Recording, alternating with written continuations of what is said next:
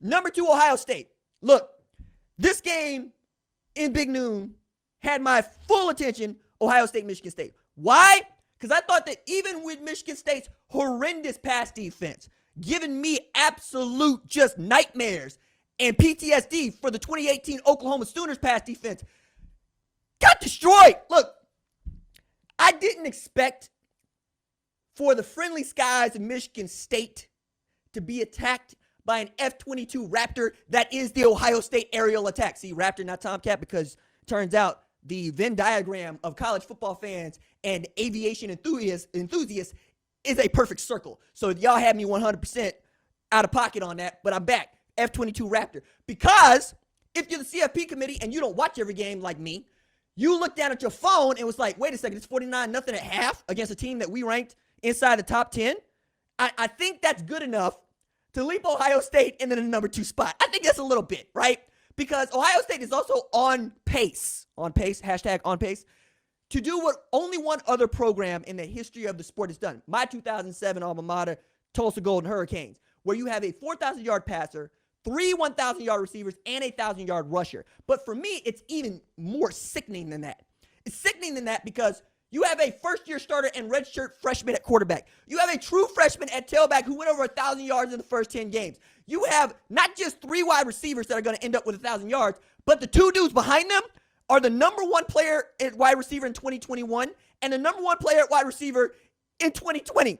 Julian Fleming and Emeka Egbuka can't even get to the field because Jackson Smith-Njigba, Chris Olave, and Garrett Wilson are all that spectacular and good. Matter of fact, as I wrote on the Fox Sports app in my advance of Ohio State, Michigan in the game, look here, man. Jameson Williams was the 3rd best receiver in production at Ohio State last year, but number 4 on the depth chart for anybody that was watching the games. That dude went into the portal transfer to Alabama. That dude's got 59 catches for 1,218 yards at Alabama. He's the best wide receiver at Alabama. And he wouldn't see the field at Ohio State. Are you kidding? That's how sickening that offense is. But also to this point, we saw the Biletnikoff Award finalists come out today, and there was nary a wide receiver from Ohio State on it. To which my man's Joel Klatt, my man's Brady Quinn, right? They all got on the tweets, and they told everybody, look, we like these dudes. We like the guys y'all picked. But you telling me you can't pick one guy from Ohio State to be on this list?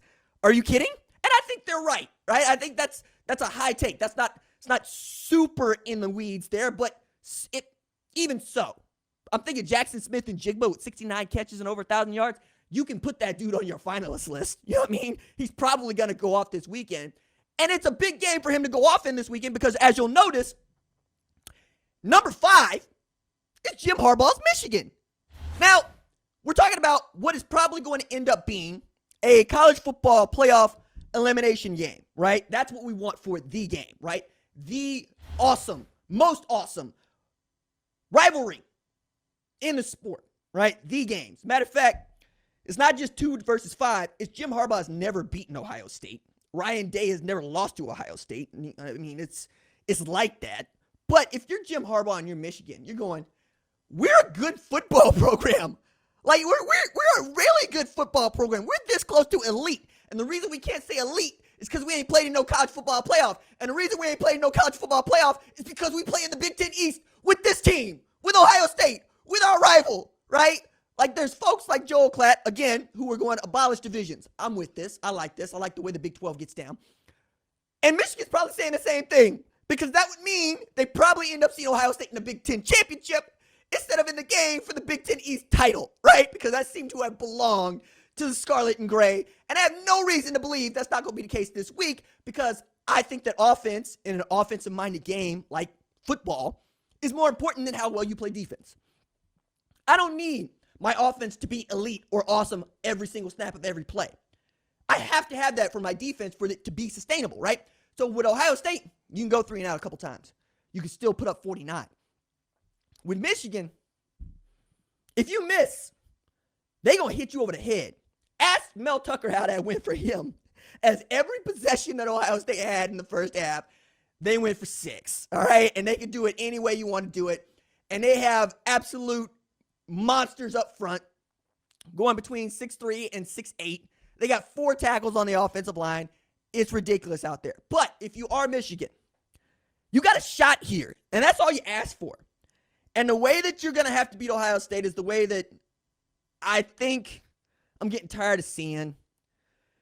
Jim Harbaugh in Michigan, they got to run the ball to play defense. I get everybody wants to run the ball and play defense, but you know what you can't do and come back from a deficit? Run the football. Because math says the clock's running when you run in the football.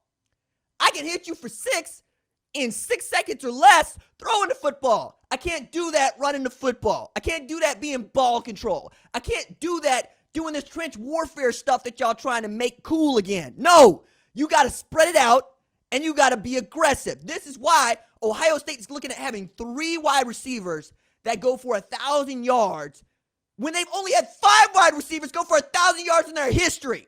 It's why a dude like Chris Olave, who is super fluid, who is super smooth, who is absolutely polished and ready for the NFL, is the least talented dude in that wide receiver room, and yet has the most receiving TDs in school history, ahead of a dude like David Boston, who was the first team All-American and an absolute monster at wide receiver, both at Ohio State and in the league, all right?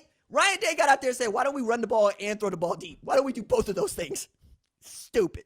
But Blake Corum hopefully is back for this game. Hassan Haskins has been a dude for them. If you're Ohio State, just force Cade McNamara to beat you, and you're probably going to win. If you make Cade McNamara throw the ball 30 times, you're probably going to win that game if you're Ohio State, right? But that being said, one team is going to play in the Big Ten Championship, and one team has still an opportunity to make the college football playoff. Otherwise, you're staring at another Citrus Bowl where you might end up there with a number 3 Alabama should they get beat down by Georgia in the SEC title game, such as it is, right? Thanks for watching this video. And remember, hit that subscribe button so you don't miss any other videos on the #1 Ranked Show YouTube channel.